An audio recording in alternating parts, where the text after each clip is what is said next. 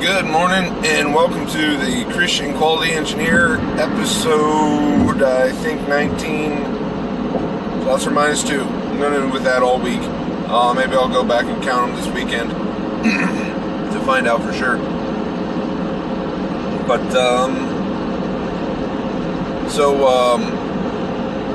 we're going through the book of Proverbs, and you know what, I want to be honest, real with you guys. I'm not a pastor. I'm not a preacher. I've never been to a seminary. I do spend a lot of time and have for a number of years listening to people I believe are solid preachers. You know, everyone from MacArthur to Jeff Durbin and Doug Wilson and James White and Paul Washer and all these other people, and they're so much smarter than me. They know so much more. I can't even come close. Today, as I was reading through Proverbs 2 to try and get prepared for this podcast, it dawned on me that I feel completely inadequate to share my thoughts on every single verse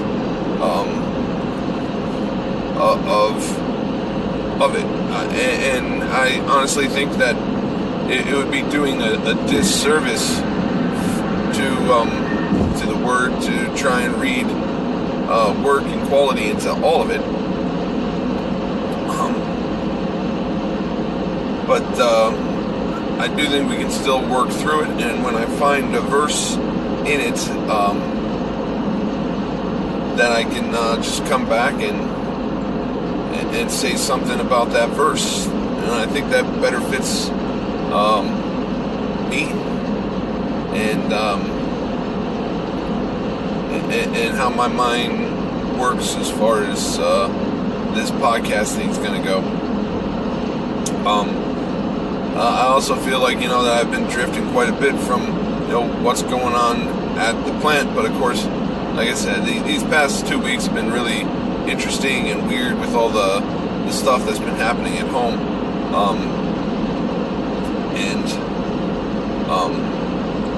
It's been rough and difficult because home life does affect the work life, and you got to take care of the home first, and then you can take care of the work.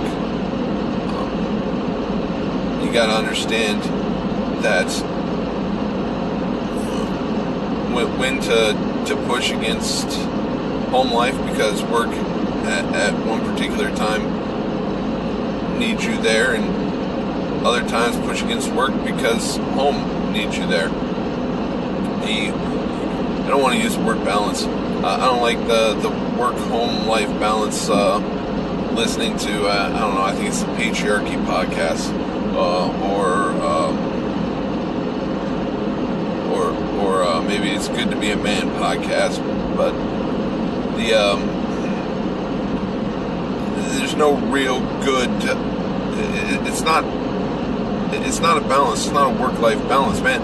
I mean, when people originally started working was being done from home, and we've very much removed work from home. But they used to go hand in hand, and people would be there so that when something would happen, you're at home living on your farm, and a cow falls down a well. I mean, everybody in the family is there and knows and understands, and they can see the issues that are coming up, and they can react to it, and there is no real distinction between home and work. And since we've separated the two, people lose out on that. The women and the children don't know what's going on with what guys are doing at work, or even more, if the wife's out of the home working and the husband's out of the home working, there's no it's not balance because it's supposed to be a unit. You don't put, if you imagine the scale, the two scales, the right side and the left side, you put family over here and work over here. You got two separate things, but the way I envision what they were saying in that, whichever podcast it was, is work at home used to be the same place. So, and it's the same thing. So it's indivisible. You can't separate work from home or home from work, or as C.R. Wiley points out that economics is home law, if I recall right, home rule, and all of what's going on when you're earning money to bring it in to take care of the home is, everything's all about the home and the family, and the work is an extension of, a part of. You can't be truly separated from. So, I don't know, maybe, and forgive me if this is a poor analogy, maybe it's like the difference between, your right hand and your left hand, and, if you're lifting weights and all you ever do is do curls on your right arm and you never do any curls on your left, it's gonna look imbalanced. But the truth is, you're still working out, you're still getting exercise, but it's still one body. Your body's just a lopsided body. So I guess maybe I'm trying to say keep it well-rounded, but I'm talking for a long time. And again, I feel inadequate about some of this stuff. I mean, there's a lot better, smarter people. That doesn't mean I'm going to stop, because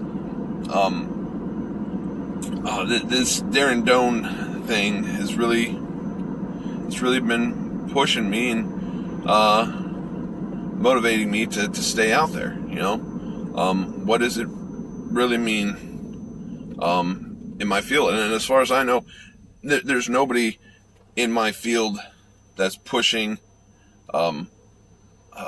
Christianity in the workplace.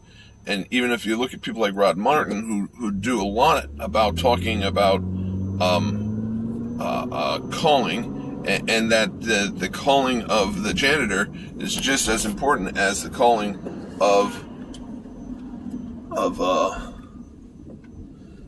pastor or missionary. We all are doing stuff for God, and we're all expanding the Dominion mandate. That's what we do. And I've talked for a long time. We're almost coming up on 10 minutes. So I'm going to try and wrap this up, because I guess I said a lot more than what I was thinking I had to say. And I apologize for all the lighting. It's a cloudy morning, and sunrise is getting later and later in the day, or earlier and earlier. I don't know how to word that, but yeah. So Ron Martin and his work about, you don't have to be a missionary to be called of God to do what you're doing. You can be a janitor, and when you do that, when you clean well, you're glorifying God. When you the guy in Chariots of Fire, when I run, I feel the pleasure of God. And people at work tell me I'm weird, but I enjoy a lot of the stuff I do. FEMA's control plans, 8Ds, measuring parts, trying to figure out what's wrong. I enjoy that stuff. And maybe it's because when I do it, I feel the pleasure of God. I don't know. Anyways, 9 minutes, 38 seconds. There's probably a lot more I could flush out, but we're going to end it here. Remember, like, share, subscribe, and commit your work unto the Lord.